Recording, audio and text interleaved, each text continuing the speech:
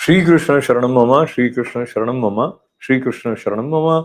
नंदलाल न्याती जी द्वारा रचे हुए ग्रंथ पुष्टि मार्ग के आकर्षण के 26वें अध्याय में श्रीनाथ जी की पीठिका की भावना है। श्रीनाथ मेवाड़ राजस्थान में विराज रहे पुष्टि मार्ग के मुख्य स्वरूप श्रीनाथ जी के पाषाण विग्रह स्वरूप की पीठिका में चारों ओर उभरी हुई भिन्न भिन्न आकृतियों के भी दर्शन होते हैं, जैसा कि पाठक श्रीनाथ जी के उपलब्ध चित्र में भी पाते हैं। तो आइए इन सब आकृतियों के अलौकिक भावों पर थोड़ा विचार करें।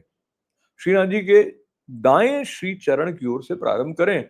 प्रथम दो गायें और फिर उनमें ऊपर क्रम से शेष, भेक बैठे पुरुष और आगे मध्य में जाकर तोता दृष्टिगत होंगे।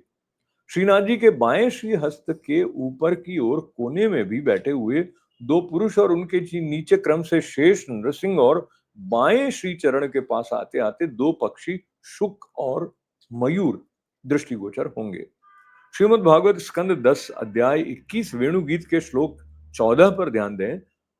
प्रायो वताम्ब विहगा मुनयो अनिस्मिन् कृष्णोक्षितं तदुदितं कलवेणु गीतम् आरुह्यये द्रुमभुजान रुचिर प्रवालान षण्वन्त्य मीलित दृशो विगतान्यवाच। इस श्लोक का भाव है, श्री कृष्ण वन में वेणुनाद करते हैं।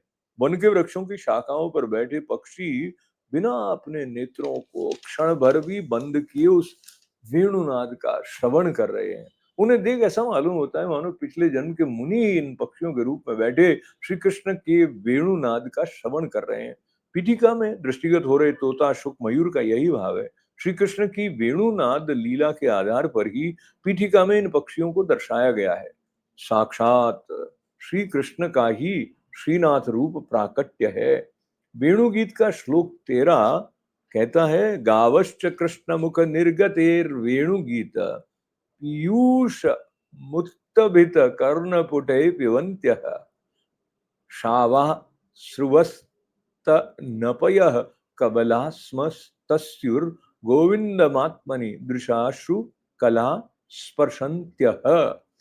यानी जब हमारे कृष्ण प्यारे अपने श्रीमुख से वंसुरी में स्वर भरते हैं और गोएं उनके मधुर संगीत सुनती हैं, तब ये गायें अपने कानों में दोने संभाल लेती हैं, खड़े कर लेती हैं, मानो उनसे अमृत पी रही हों। इस प्रकार उस संगीत का रस लेने लगती हैं। पीठिका में दर्शित गायों का ये भाव है।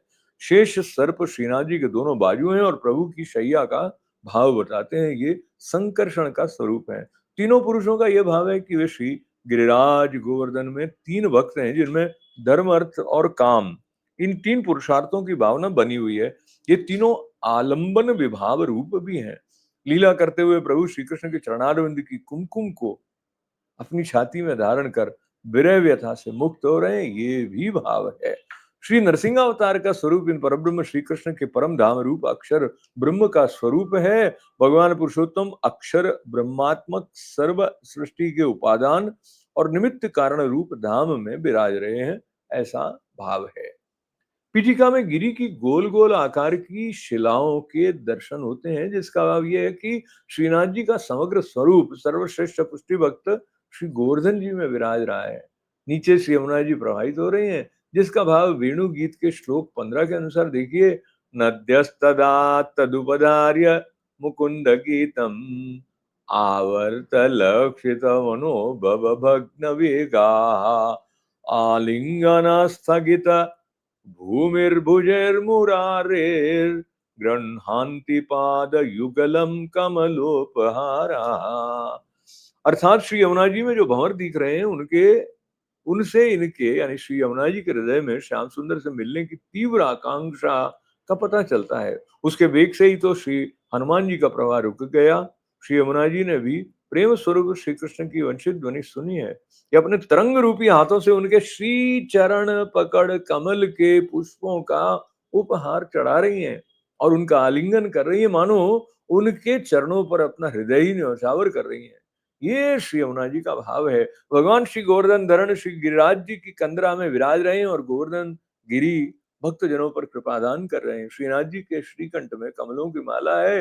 वेणु गीत के श्लोक 8 के अनुसार उसका भाव इस प्रकार है। च्यूत प्रबाल बरहस्तव कोत्पलाब्ज मालानुप्रक्त परिधान विचित्र वेशौ। जब श्री कृष्ण आम की नई कोपलें, मोरों के पंख, फूलों के गुच्छे, रंग बिरंगे कमल और कुमुद की मालाएं धारण कर लेते हैं तो उनके सांवले शरीर पर पीतांबर और बलराम जी के गौर शरीर पर नीलांबर फहराने लगता है। तब उनका वेश बड़ा विचित्र बन जाता है। श्रीनाथ जी कुंज द्वार पर ठाड़े हैं, अतः पीठिका चौखुटी है।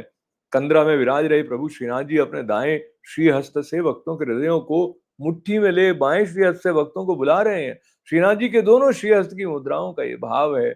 इस प्रकार पाठकों ने देखा कि पुष्टि मार्ग में हर बात के पीछे कोई न कोई अलौकिक तथ्य, दिव्य भाव है। कोई चीज निरर्थक नहीं। वारे पुष्टि मार्ग तो कैसे कैसे अलौकिक रहस्यों को लिए है, जिन्हें समझे बिना हमें तृप्ति ही नहीं होती। ये है पुष्टि मार्ग का आकर्षण। श्री कृष्ण शरणम मम, श्री कृष्ण शरणम मम, श्री कृष्ण शरणम मम।